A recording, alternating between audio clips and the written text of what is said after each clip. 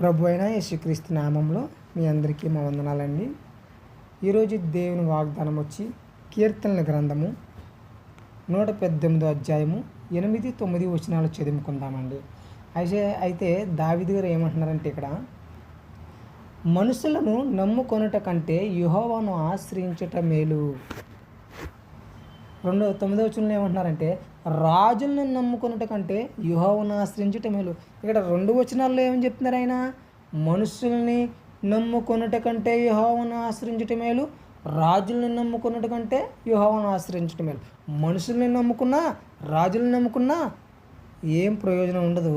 యెహోవాని ఆశ్రయించుట మేలు. అంటే యెహోవా యందు మోకరించి, ఆయన యందు విశ్వాసం ఉంచి, ఆయన్ని మనం స్తుతించి, ఏదైతే మనుషుల చేత మనం ఆశపడి ఆ పని గురించి అడుగుతున్నామో అదే పని యెహోవా యందు నమ్మకం ఉంచి ఆయన్ని కానీ మనం అడిగితే ఆ పని ఆయన చేసి పెడతారు. కాబట్టి అలాగే రాజులను అంటారు కదా, రాజులను నమ్ముకున్నట కంటే యెహోవాను ఆశ్రయించటం మేలు.